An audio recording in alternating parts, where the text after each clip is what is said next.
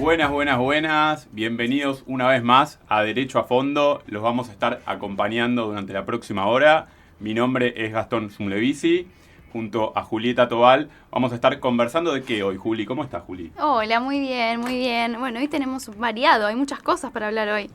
Muchas cosas. Muchos entrevistados. Hoy tenemos varios entrevistados. Vamos a estar tocando el tema de la propiedad horizontal, que a quien no le atraviesa, ¿no? Sí, la verdad que a nosotros sí, tenemos cada historia. Sí. De hecho, le preguntamos a los oyentes durante la semana que nos cuenten qué experiencias locas, bizarras, alocadas habían tenido en la propiedad horizontal. Nos mandaron sus consultas a través del Instagram del programa, @derechoafondorua.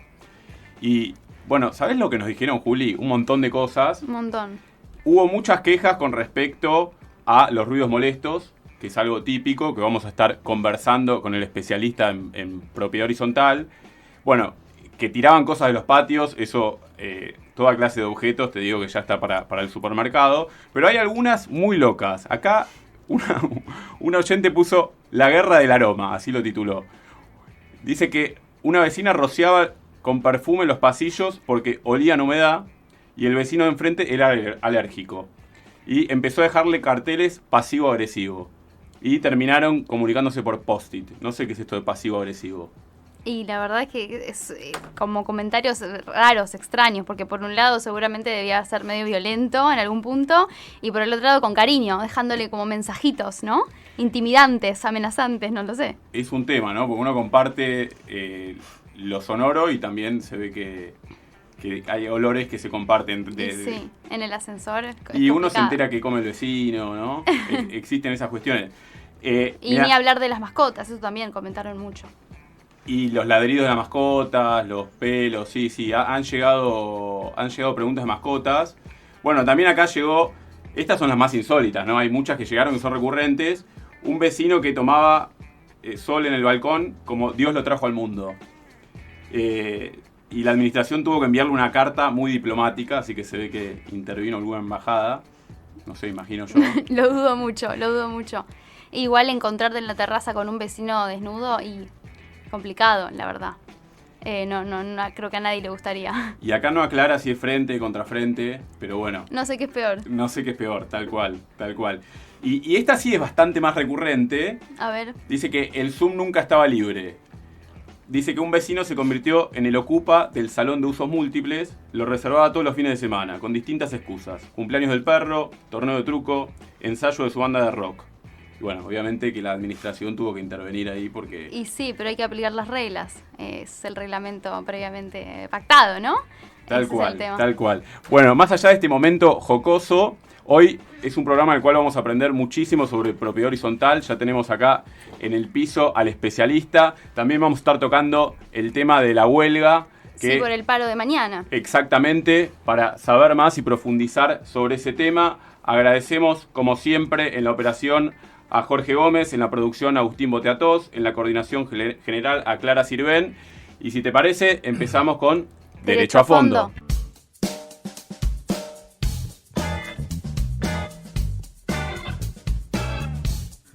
Comienza la entrevista en Derecho a Fondo.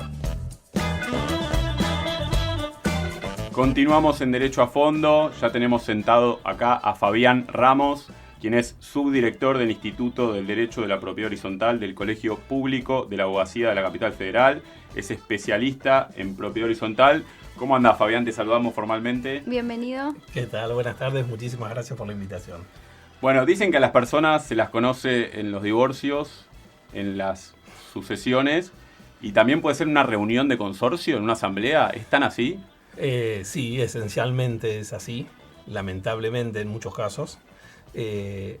Si bien a la propiedad horizontal hoy se la está reconociendo como una persona jurídica, lo que le asemeja bastante a lo que es una especie de sociedad o asociación, la realidad que tiene una gran diferencia, que uno no puede elegir quiénes son sus vecinos, entonces normalmente los termina conociendo en un ascensor, en un pasillo y principalmente en una asamblea donde se juega con intereses bastante contrapuestos en muchos casos, y eso dificulta mucho el trato entre las personas, y hay muchas de esas personas que terminan arrepintiéndose de comprar en ese inmueble, ¿no? Básicamente. Claro, es como que uno compra un poco a sobre cerrado, ¿no? Porque uno nunca termina de saber quién se va a mudar en el futuro incluso.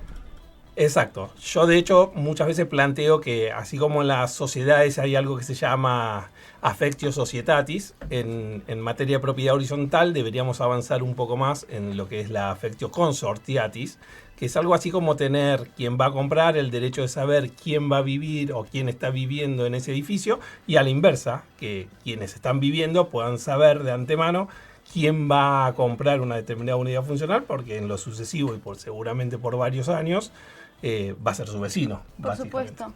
Y puede pasar que uno no quiera participar de las asambleas como parte... Sí, obviamente que participar en las asambleas es un derecho. Lo que pasa es que se ha planteado de forma tal, y justamente tiene que ver con esto que decía recién Gastón, de dónde nos conocemos, que la gente termina no participando de las asambleas. Yo siempre cuento que, por ejemplo, la ventaja en la época donde estaba la novela turca del señor Anur, creo que era. Onur. Onur, Sí, ok, sí. perdón. Lo que sucedía, y era una ventaja para los abogados y para los administradores, es que las asambleas duraban muy poco, porque a la hora que empezaba la novela, se terminaba, estén donde estén. Hoy pasa lo contrario. Las asambleas, si bien la ley dice que tienen que tener un horario de inicio y uno de culminación, la realidad es que inician bastante más tarde, por un defecto que viene del derecho muchas veces, y no sabemos a qué hora terminan. ¿Sí? Eso es un gran problema.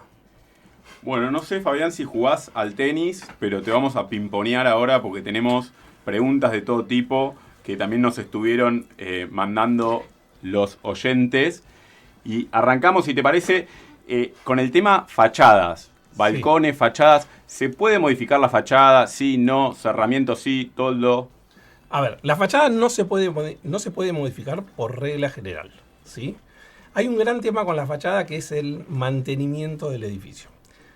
Todos los consorcios tienen promedio una vida útil, si están bien mantenidos, de 70 años, 80 años como mucho. El problema es que en la Argentina, especialmente en la ciudad de Buenos Aires, no existe ese mantenimiento lógico, porque hay cuestiones económicas que inciden en ese factor. A tu pregunta, específicamente, la realidad es que la regla es que no se pueden modificar. Tampoco se pueden poner paneles de ningún tipo, ni cerrar balcones sin autorización. La regla es que no. Ahora, en la práctica sucede mucho más a menudo de lo que uno piensa.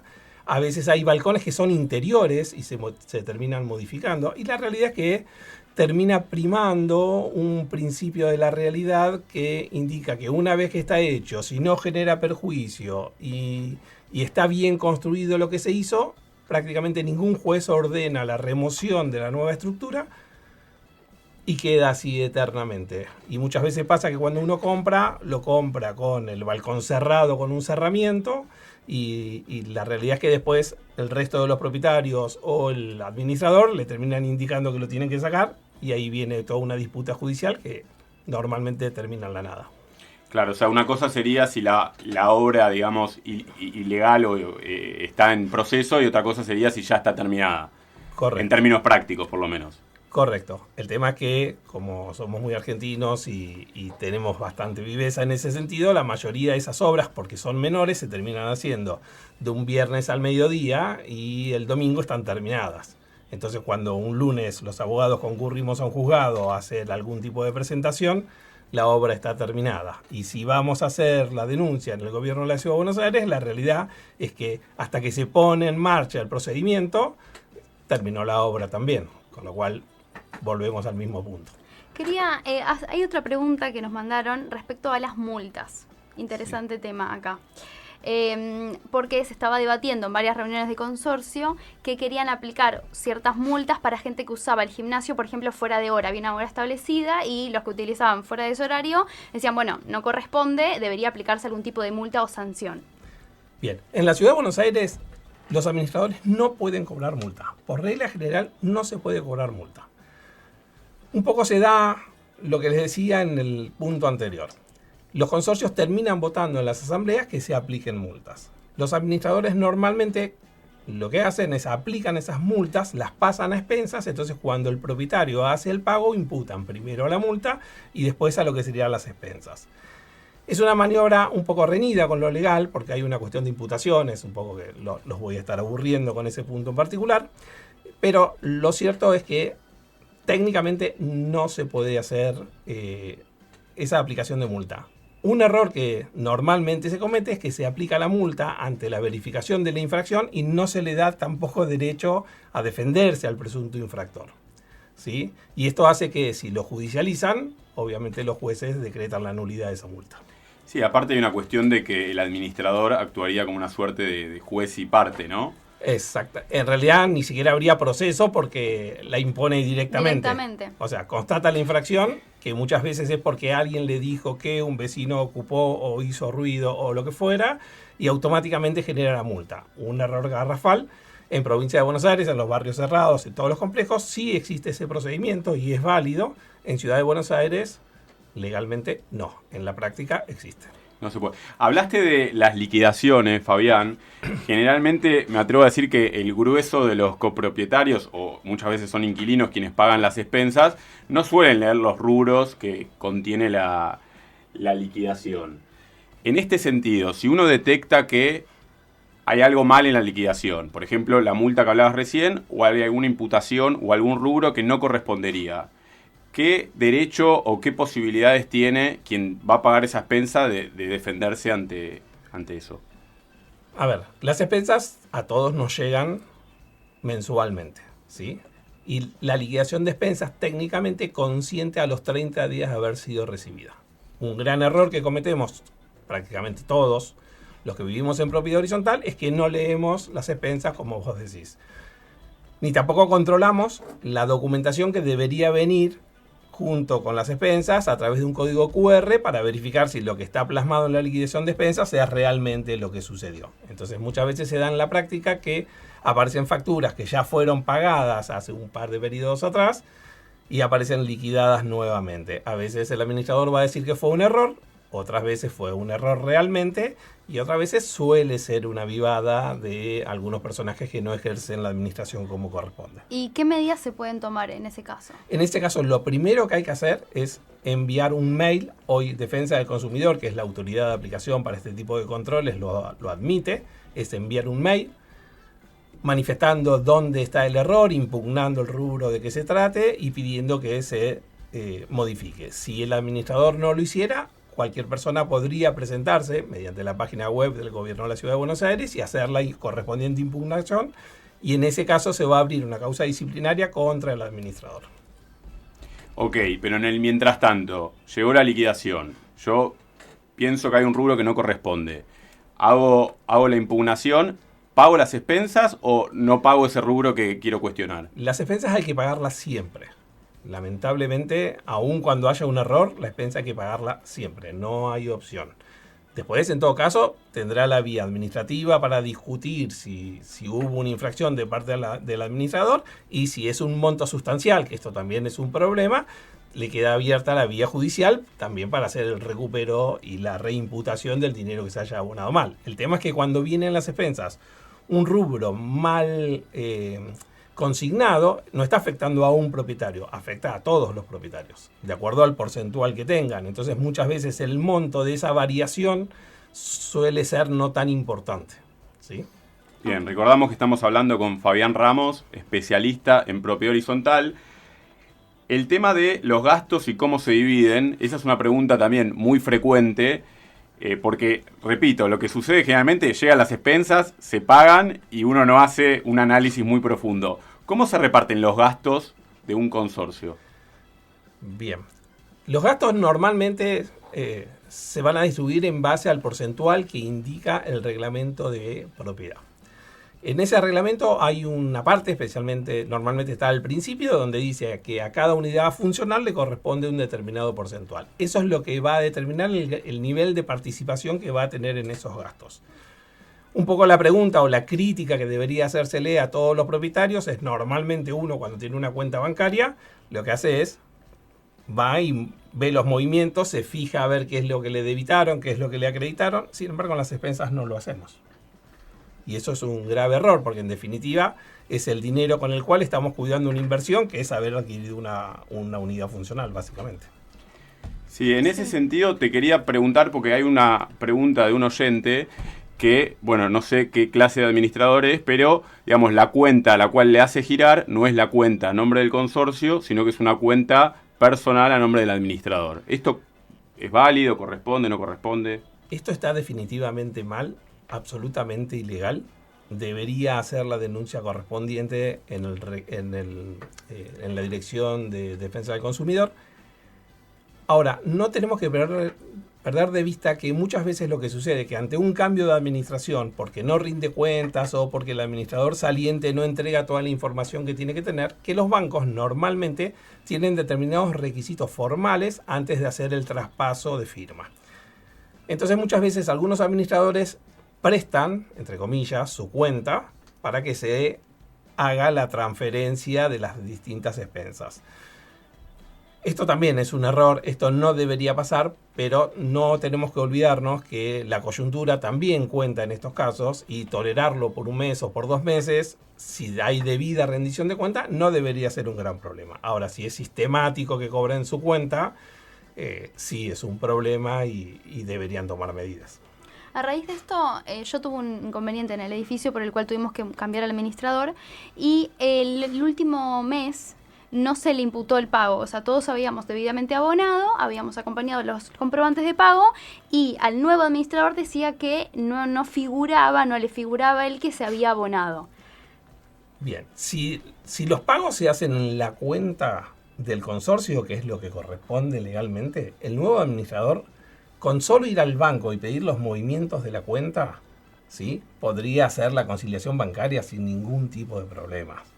O sea, esto es una cuestión de tener don de gente, ir al banco, explicar la situación, mostrar la documentación que se pueda exhibir como para darle cierta tranquilidad que no se está ventilando datos de terceros y que puedan violar el secreto bancario, pero no es imposible. Y por otro lado, tenemos que tener la presunción de que si la persona está exhibiendo un comprobante de transferencia o de depósito a la cuenta del consorcio, que es un dato que no se puede desconocer, digamos, y no se puede poner en duda, la presunción tendría que ser que el pago se hizo, ¿sí? Y en todo caso, de la misma forma que el propietario o quien paga las expensas, que podría ser un inquilino, tiene la posibilidad de reclamar, ¿sí?, cuando le pasan un importe que no corresponde, el administrador tiene también la posibilidad de hacer una reversa si consignó un pago y después se acredita que el pago no fue real. Sí, en materia de expensas, la obligación es pagar las expensas. Sabemos que sobre todo en los tiempos que corren hay mucha morosidad. ¿Qué sucede con aquel obligado al pago que tiene que pagar las expensas que no paga? ¿Lo absorben el resto de los copropietarios? No, a ver. Yo entiendo que esto es un mito que se viene planteando desde hace mucho tiempo y es un argumento que usan muchos administradores y muchos propietarios a la hora de la queja. La realidad es que lo que se pasa al cobro es lo que hay que pagar. Normalmente, lo que sucede en la práctica es que si la plata que se recauda no alcanza, alguien no cobra, básicamente. No es que los que pagan más, ¿sí? Esto sí puede pasar que si hay alguien que es un deudor recurrente, consuetudinario, digo yo, el administrador va a tener que hacer alguna especie de reserva como para al mes siguiente poder ponerse al día con las obligaciones. Pero los administradores en realidad tienen cierta espalda económica financiera como para salir al cruce de esas cosas. No nos olvidemos, por otro lado, que normalmente o técnicamente todos los consorcios deberían tener un fondo de reserva. Y ese fondo de reserva es el que los miembros del consejo, si lo hubiera, deberían autorizar a que compense las expensas. No me alejo de la realidad. Estamos en Argentina. La mayoría de los consorcios no tienen fondo de reserva. Fondo de reserva sería el ahorro del consorcio. Claro, un por las dudas que deberían tener todos y que históricamente fue tener una expensa adentro, se decía, como para afrontar este tipo de cosas. No sucede hoy, esa es la realidad. Hay que tener mucho cuidado porque el administrador que presta plata normalmente la presta mal, ¿sí?, y la recupera mal. Y de esto me hago cargo yo de lo que estoy diciendo. No se ofendan los administradores que trabajan bien porque no es para ellos. Pero como todo administrador no debería ni sobrarle un centavo ni faltarle un centavo. Estamos conversando con Fabián Ramos. Después de este tema musical, enseguida volvemos con más Derecho a Fondo.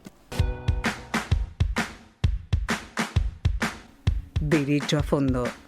Radio UBA 87.9. Continuamos en Derecho a Fondo. Recuerden seguirnos en nuestras redes sociales. El Instagram del programa es @derechoafondo_RUBA. Estamos conversando con Fabián Ramos, subdirector del Instituto de la Propiedad Horizontal del Colegio Público de la Abogacía de la Capital Federal. Tenemos un montón de temas para tratar, lo estamos recontra pimponeando. De hecho, estábamos hablando en el off qué pasaba cuando arrojan objetos de los edificios. De algún balcón, que se de un cae balcón. algo. También sucede a veces que la vereda está rota. Así que queremos transmitirte la pregunta, Fabián, iluminanos. Bien, un tema bastante álgido en los consorcios, especialmente porque es muy difícil determinar a ciencia cierta, aunque invirtiendo cierta cantidad de dinero se puede saber, pero como les decía al principio, las torres, normalmente los consorcios, lo que generan es que haya cierto anonimato en las personas que hacen o dejan de hacer determinadas cosas. Cuando se arrojan objetos desde los balcones, variadísimos, desde profilácticos, cigarrillos, ropa interior, comida, muy normal, comida, y no hablemos si hay algún tipo de evento familiar o fiesta un poco más adolescente, pero es lo que sucede, y normalmente quien vive en la planta baja o quien tiene un patiecito que lo compró como una inversión, lo vive como una verdadera víctima. Obviamente que si se generan daños, el consorcio es responsable, o sea, no hay ninguna duda, y por eso hay que tener mucho cuidado a la hora de contratar los seguros de responsabilidad civil, porque uno termina contratando un seguro por los mínimos indispensables y la realidad es que después no cubren determinados siniestros. Entonces, esto es algo que hay que tener muy, muy en cuenta. Establecer qué fue lo que tiraron es complejo, hay casos extremos. Hace unos años atrás, en unas torres de Villaluro, una persona que vivía, no era propietario, pero era hijo del propietario, visiblemente afectado por las drogas, se roba todos los matafuegos y los lleva a la terraza y los arroja desde la terraza. Esos matafuegos cayeron sobre los autos de otros vecinos porque tenían el estacionamiento dentro del complejo y genera un montón de daños, ¿sí? Cuando uno tiene que analizar ese tipo de situaciones, obviamente que hay responsabilidad del consorcio.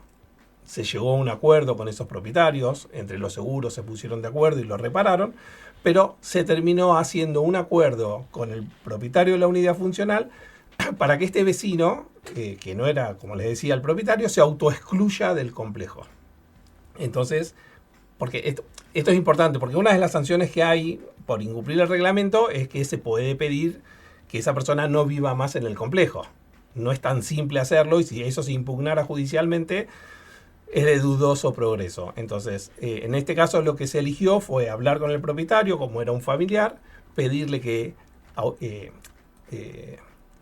solamente decidiera no concurrir más al consorcio, se lo alquilaran a un tercero, y de esa forma se pudo solucionar.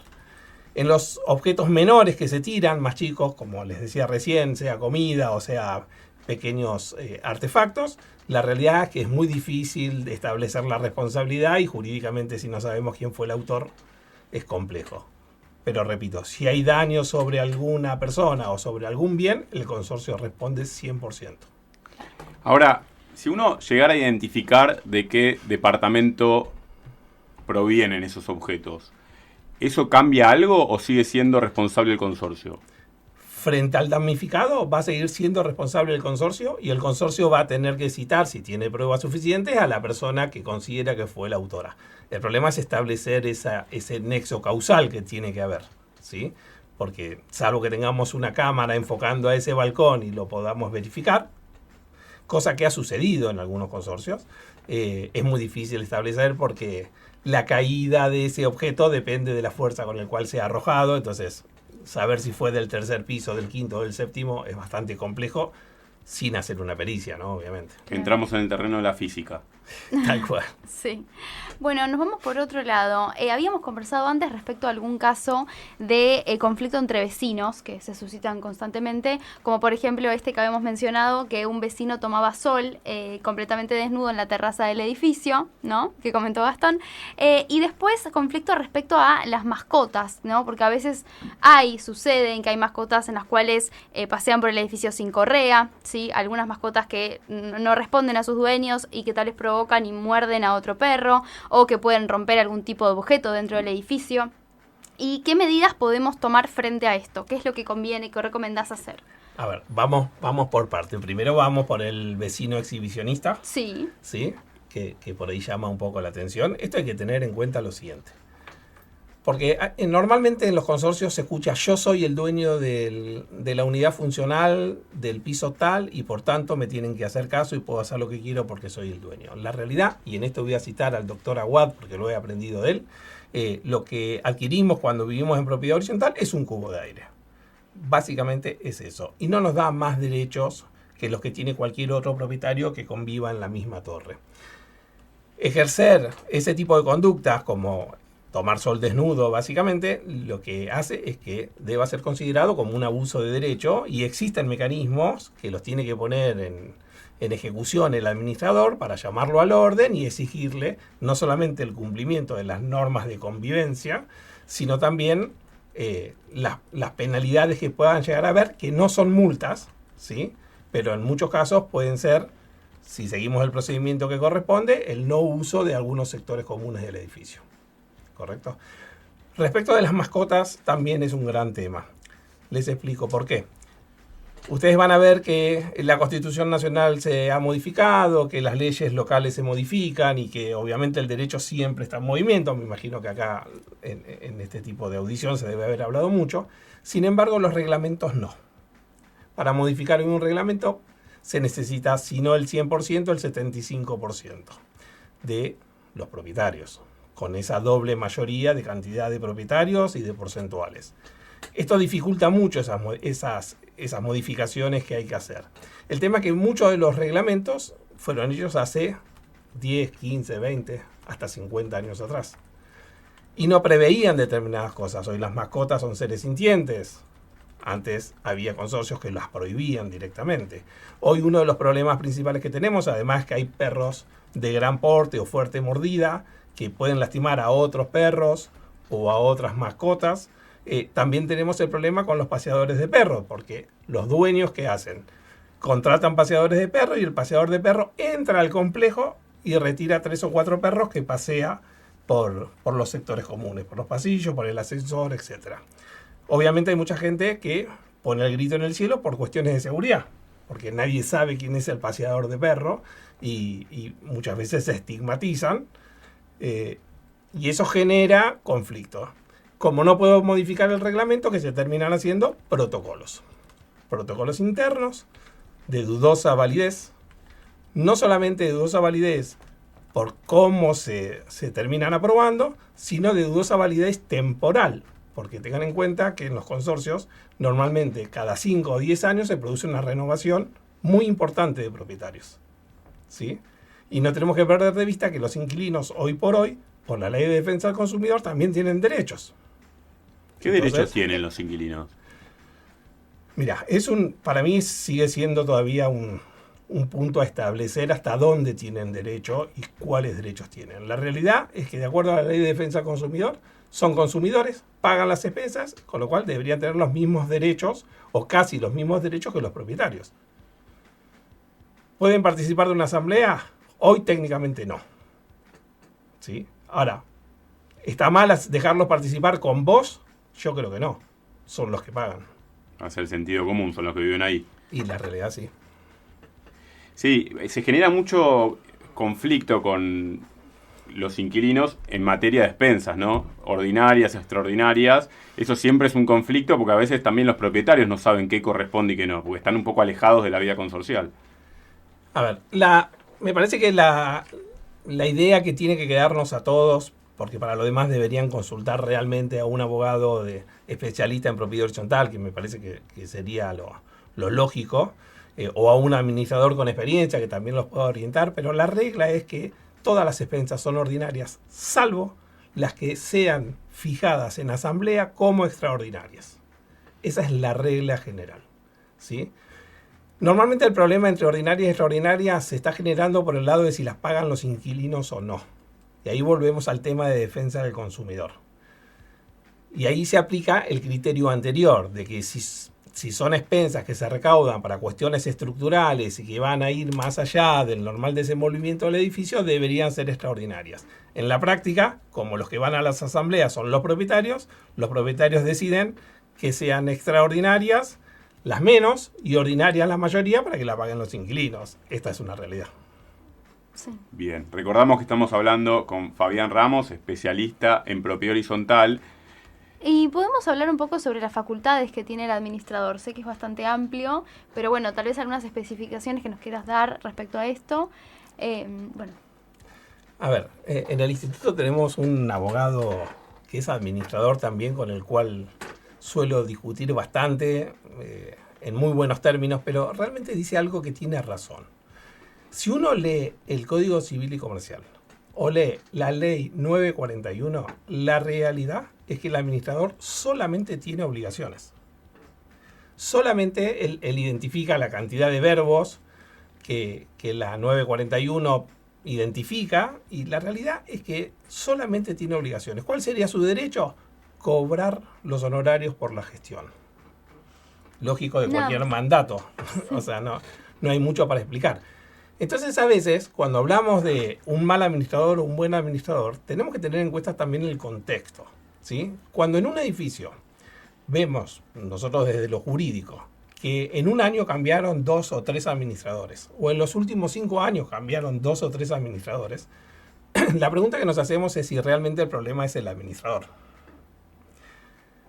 Porque muchas veces son los propietarios. Claro, no son siempre los mismos propietarios. Y acá es esto que les decía al principio del affectio consortatis. Si no hay realmente identificación entre los propietarios, vamos siempre a la famosa grieta argentina de yo apoyo al administrador o no apoyo al administrador. Si ganó el administrador que no me gustaba, le hago la guerra. ¿Cómo le hago la guerra? Lo denuncio por cualquier error y trato de que se vaya. Si es mi amigo, le doy mi apoyo, pero siempre a cambio voy a estar buscando que el administrador se lleve bien conmigo. ¿De qué forma? Haciendo lo que yo quiero. Entonces el administrador no solamente está haciendo cuentas, cumpliendo todas sus obligaciones legales, etcétera, sino que tiene que estar haciendo una suerte de equilibrio, porque obviamente necesita que le renueven el mandato. Entonces no se los puede poner a todos en contra, pero tampoco puede ser tan fácil hacer lo que quiere solamente un grupo. Es muy difícil, realmente cuando yo hablo con los administradores me hacen este planteo y creo que tiene mucho de cierto, porque en definitiva lo que no entendemos los que somos propietarios es que tenemos que cuidar una inversión. Entonces necesitamos un gerente, pero también necesitamos hoy un componedor social, simplemente porque no sabemos vivir en sociedad, mucho menos dentro de un edificio. Bien, está bueno, y está bueno aclararlo, lo dijiste fuera del aire, que a veces el abogado de propiedad horizontal representa al administrador, a veces al consorcio, a veces un propietario. Entonces está bueno en este sentido tener una mirada amplia. Y me diste el pie con las obligaciones del administrador, porque nos llegó una pregunta con respecto a los aumentos del administrador. ¿Cuándo tiene que aumentar? ¿Si tiene que avisar? ¿No? ¿Cuánto? A ver, la realidad es que el administrador lo que está haciendo es cumplir un mandato. El administrador siempre puede querer aumentar. Si quiere, puede proponer un aumento todos los meses. Lo que va a necesitar es que se lo apruebe la asamblea. Normalmente, lo que sucede es que en la asamblea ordinaria, cuando se renueva el mandato, si es que se lo renuevan, se fijan los nuevos aranceles, los nuevos honorarios que tiene que cobrar. En la práctica lo que sucede es que si cobran poco, después los acusan de que se queda con dinero de los proveedores. Si cobran mucho, siempre hay un amigo que cobra menos o que tiene en su consorcio a alguien que trabaja por 2 mangos. Ahora, lo triste de todo esto es que le estamos dando para que cuiden nuestra inversión. Hoy un departamento en la ciudad de Buenos Aires, estamos hablando de 70, 80 mil dólares para arriba, ¿sí? Hay edificios en las zonas un poco más pudientes que valen mucho dinero, arriba de 300, 400 mil dólares. Y a ese administrador le estamos confiando la administración de los espacios comunes. Entonces, ¿tiene derecho a cobrar? Claro que tiene derecho a cobrar. Puede aumentar siempre y cuando le den el ok, y si no, se irá, ¿sí? Y a veces hace alguna suerte de rebaja, pero no termina siendo bien vista porque no va a faltar quien diga, si bajó un 10% podría haber bajado más, ¿sí? Entonces yo muchas veces traslado la pregunta al propietario. El propietario trabaja, ¿sí? Porque tiene que mantener esa inversión, y yo siempre me pregunto si como propietario no quiero ganar más donde estoy trabajando. El administrador también hace un trabajo, básicamente. Clarísimo. Nos quedamos sin tiempo, Fabián. Nos quedaron 1000 temas afuera. Empresas de limpieza, de seguridad, encargado. Quedará para otra oportunidad. Igual en el instituto siempre se discuten estos temas. Muchas gracias. Estuvimos conversando con Fabián Ramos, especialista en propiedad horizontal, subdirector del Instituto de Propiedad Horizontal del Colegio Público La Abogacía. Muchas gracias por venir, Fabián. No, gracias a ustedes por invitarme. Entrevistas, debate y mucho más en Derecho a Fondo. Continuamos en Derecho a Fondo. Prometimos que íbamos a hablar de la huelga. Acá estamos. Tenemos en el piso a Nicolás Cardoso, es abogado por la UBA, está maestrando en Derecho del Trabajo en la UBA, es auxiliar docente en Teoría General del Derecho del Trabajo, es docente en Principios de Derecho Constitucional y Derechos Humanos del CBC de la UBA, docente en Derecho del Trabajo y la Seguridad Social. Bueno, un prontuario bastante extenso. Nicolás, queremos que nos cuentes acerca de la huelga de mañana. ¿Qué tenemos que saber? No, bueno, en principio que no se trabaja. O trabaja el que quiere, porque la adhesión a la huelga es un derecho de faz positiva y negativa. ¿Qué significa? Que los trabajadores que quieran adherirse a la huelga en términos individuales, más allá de que su agremiación, es decir, que su entidad que los nuclee decida adherir al paro, cada uno individualmente puede suscribir o no a la convocatoria o no hacerlo. Así que en principio que cada uno que quiera o que entienda que la huelga de mañana no representa o no se siente interpelado por esta medida de acción, puede no hacerlo. De hecho, esto es muy importante porque la nueva reforma, o mejor dicho, la reforma de la ley base de la mano de Milei, incorpora esto en términos normativos. Es decir, si alguna entidad sindical impidiera al trabajador el ingreso al establecimiento a prestar tareas, eso es causa de injuria grave y puede ameritar el despido con causa y sin goce a una indemnización. Al que trabaja en un supermercado mañana, que tiene ganas de trabajar, pero naturalmente no tiene transporte y no puede ir a su lugar de trabajo, ¿qué sucede con esa persona? ¿Hay que pagarle igual el sueldo o no? A ver, mucho supuesto. En principio es un supuesto teórico porque debería haber transporte mañana, pero suponiendo que no lo hubiera, si el empleador cree que la prestación de servicios de ese trabajador amerita que se cumpla, debería poner a disposición los medios de transporte necesarios para que ese trabajador pueda asistir hasta el establecimiento. O en todo caso, que esa prestación, si fuera de otra modalidad, porque justamente el trabajador que estamos pensando requiere prestaciones físicas, pero por ahí si es una persona que puede prestar tareas de formato digital o formato virtual, puede hacerlo desde su casa tranquilamente, y eso no significa una adhesión a la huelga, significa que simplemente se cambió la forma de prestación de servicios. Claro, y por ejemplo, que este mismo trabajador del supermercado, en el caso que no tenga ningún tipo de medio ni de forma de poder llegar, ¿sí?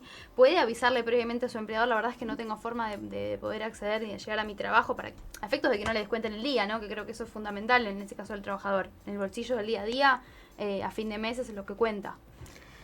Lo más seguro es que si no se presenta, de todas formas igual, o sea, aunque le informe el empleador. Claro, sí. No. Es la realidad. Ahora, uno escucha, ¿no?, palabras que por ahí son técnicas, que nos resulta a los abogados, respecto de cuando aparece la posibilidad de un paro, siempre sobrevuela el tema de la conciliación obligatoria. ¿Qué significa técnicamente una conciliación obligatoria?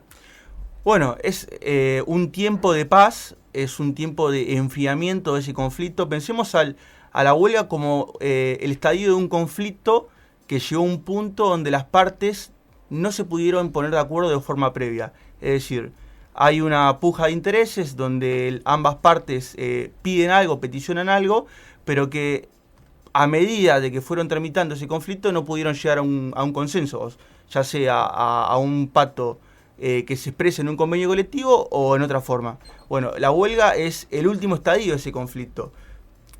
Las autoridades públicas establecen un periodo de enfriamiento de paz, donde dice, bueno, quieren ir a una medida de acción directa, pueden hacerlo, es su derecho. Pero bajemos las aguas, tranquilicémonos y veamos si en este periodo podemos encauzar ese diálogo con ayuda del Ministerio de Trabajo, ahora Secretaría de Trabajo, para evitar llegar a este estadio de la huelga. Porque la huelga, en definitiva, es un daño. O sea, no solo es un daño para la empresa, también es un daño para el consumidor. Que el consumidor se ve afectado por la falta de prestación de servicio de la empresa. Si la empresa que no funciona es una empresa que no está satisfaciendo necesidades del consumidor.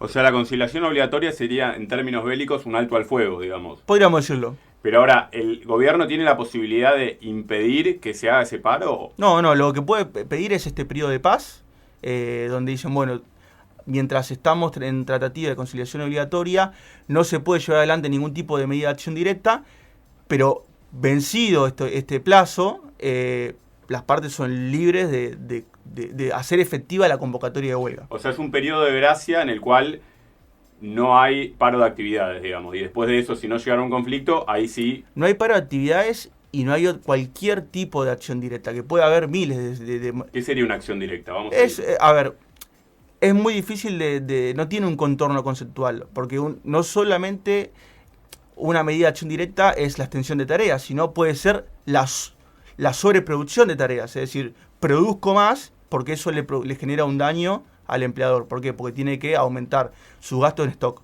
O no puede colocar ese producto o ese servicio que estamos produciendo más. Claro, eso estamos hablando de Japón, hiperproductividad. De hecho, se llama huelga la japonesa por este modelo. Claro. La realidad argentina... Dista mucho. Sí. A ver, me gustó este concepto que decís de el derecho de huelga como un derecho a dañar, ¿no? Hay un daño provocado con una intencionalidad, ¿no? Así es. Pasa que esa intencionalidad tiene que estar muy definida. Ese daño que produce por la huelga tiene que tener por finalidad mejorar o buscar nuevas condiciones de trabajo. No puede ser un daño porque sí. Es un daño que busca al estándar de derechos que tienen adquiridos determinado sector de trabajadores, mejorarlo. No puede ser la finalidad última de la huelga quebrar la empresa, porque eso es ilegal. O no puede tener una finalidad extralaboral, por ejemplo la política, es decir, bueno, buscamos con esto un cambio de la política de gobierno a través de una huelga. O sea, la huelga está suscrita a las relaciones laborales, es decir, yo te daño, pero te daño porque busco mejores condiciones de trabajo. Sí, el objeto son las mejores condiciones de trabajo. O distintas. Sí. Y ¿podemos hablar un poco del protocolo antipiquetes? Podríamos hablar, lo que pasa es que ahí se cruzan dos derechos, que es el derecho a la huelga y el derecho a la protesta, que pueden tocarse en determinado ámbito, pero caminan por sendas separadas. ¿Por qué? Porque habíamos dicho que el derecho a la huelga está inserto en las relaciones laborales. En cambio, el derecho a la protesta... Nosotros nos corta la luz y protestamos y nos pueden aplicar tranquilamente el protocolo antipiquete. O sea, se aplica en términos más generales que solamente la huelga. Pero en principio es tener una huelga que no se saca de control. O sea, no es mucho más ni mucho menos que eso. Pero a ver, en términos de eficacia, ¿no? A todo esto, puede haber una huelga sin piquete. O sea, simplemente no nos presentamos a trabajar, eso es una huelga.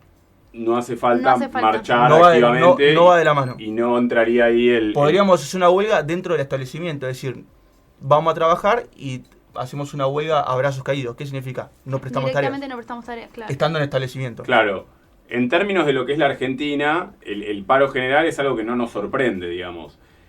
Sí, uno no puede dejar de decir que hay una intencionalidad política también, ¿no? Porque, digo, no sé qué tan eficaz es una huelga en términos de conseguir lo que uno está reclamando, o también hay intereses por ahí subyacentes en decir, bueno... por ahí no vamos a conseguir lo que queremos, pero mostrar que uno está activo, digamos, en ese reclamo. Bueno, ahí el Comité de Libertad Sindical nos va a aproximar una respuesta que es, en principio la huelga no debería ser política o no debería tener un tinte político. ¿Por qué? Porque responde a intereses laborales y, insisto, buscan mejores condiciones de trabajo. Pero lo que va a decir el Comité de Libertad Sindical, que es el órgano que podemos tomar de referente para cómo se debe interpretar el derecho de huelga, es que prohibir al sindicato o a las organizaciones gremiales manifestaciones políticas que vayan de forma colindante al derecho de huelga puede ser excesivo. Entonces, en principio, una huelga general podría llegar a tener tintes políticos, sin que eso desvirtúe el concepto de huelga que suscribe la mayoría de la doctrina laboral. Bien, en términos de paro general, ¿no? Estamos hablando un paro a nivel nacional. Tenemos que hablar de servicios esenciales, porque hay cuestiones que, por más que el trabajador tenga este derecho colectivo del que hablamos, que es a la huelga, hay servicios que tienen que sí o sí seguir funcionando. ¿Qué lugar tienen estos servicios esenciales? ¿Qué se considera un servicio esencial? Digo, más allá de lo que uno puede suponer que es la seguridad y la salud. Bueno, es una pregunta muy interesante porque reconocido el derecho como... reconocido la huelga como un derecho, lo que hay que empezar a ver es hasta qué límite tiene este derecho. O sea, dónde ponemos el contorno de decir, bueno, esta huelga la vamos a tolerar y esta no. Ahora, los servicios esenciales son aquellos que si interrumpimos un servicio puede poner en riesgo la salud, la vida o la seguridad de las personas. Hay distintos modelos. Hay un modelo donde vamos a ofrecer una definición, decimos, bueno, ofrecemos una definición general y vemos qué servicios entran dentro de esta definición de servicios esenciales. Algunas legislaciones, por ejemplo, la italiana incluye la libertad, la nuestra no. Y otras hacen directamente un listado taxativo. Este servicio esencial, este y este. En principio, ¿qué es un servicio esencial? Va a depender de cada país. O sea, hay países que tienen determinadas necesidades o determinadas condiciones geográficas que hacen que un servicio sea esencial y otro no. Por ejemplo, el servicio portuario y abastecimiento portuario en un país como Argentina pareciera que no es esencial, pero en una isla sí. ¿Por qué? Porque si paran aquellas personas que trabajan en un servicio portuario, tranquilamente pueden hacer un daño irreparable a la comunidad. Entonces, este es el límite. O sea, si una actividad que pone en jaque la vida, la salud y la seguridad de las personas, lo vamos a considerar servicio esencial. Y el principal efecto jurídico de considerarlo de esta manera es que se puede prohibir la huelga. O sea, aquellas actividades que sean consideradas esenciales, el Estado puede prohibir las huelgas o aplicarles un estándar de restricción mayor que a los trabajadores generales, que es decir, bueno, te establecemos servicio mínimos, es decir, puedes hacer huelga, pero tiene que haber guardias mínimas o una cantidad de prestación de servicios mínimos para no afectar los derechos de los consumidores. Bien, perfecto, claro, clarísimo. Muy claro. Sí. Mañana tenemos la huelga. No quiero dejar de preguntarte, Nico, acerca de una breve reseña acerca de lo que es la reforma laboral, lo que nos dejó y por ahí lo que faltó, ¿no? También. Bueno, la reforma laboral nos dejó más preguntas que certezas. Hay muchas voces muy autorizadas del derecho laboral, gente que se dedica a pensar esto, que dicen, bueno, que claramente la eliminación de un montón de normativa que tendían a proteger al trabajador tiene un efecto regresivo, y ese efecto regresivo por los estándares internacionales implican que esa norma en principio sería inconstitucional y inconvencional, es decir, que no superaría el estándar de validez. Hay que ver, esto va a depender cómo la justicia interprete esto, si es una forma regresiva. Está bien, pero te vamos a apurar acá, Nico. Jugátela. ¿Esta reforma sirvió, no sirvió? ¿Hay que hacer más cambios? No, bueno, yo creo que no. Hay que ver, hay que dejar que pase un poco de agua por ese río y a ver en qué deviene esto. Pero en principio, eliminar derechos al trabajador, que es el sujeto de preferente tutela, no parece nada bueno. Bien, bueno, Okay. dejó el título. Sí, dejó el exacto, título. respondió. Estuvimos conversando con Nicolás Cardoso, especialista en Derecho del Trabajo, acerca del derecho a huelga. Te agradecemos, Nico, por haberte acercado a la radio. Gracias. Se nos terminó el programa, Juli. Sí, pasó volando. Voló. Bueno, ¿qué decirles? Muchas gracias a los oyentes por escucharnos. Hoy nos inundaron de mensajes. Sí, un Se montón ve de que consultas. la propiedad horizontal dejó cola. Como siempre, invitarlos a que nos sigan en las redes sociales. El Instagram del programa es @derechoafondoRUA. Juli, si estaba cocinando y me perdí el programa, Lo podés escuchar por YouTube o Spotify en Derecho a Fondo Radio UBA. espectacular. Agradecemos como siempre a Jorge Gómez en la operación, a Agustín Boteatos en la producción, a Clara Sirven en la coordinación general. Esto fue todo. Nos reencontramos la semana que viene. Mi nombre es Gastón Esmulevisi. El mío, Julieta Tobal. Para seguir disfrutando de más Derecho a Fondo.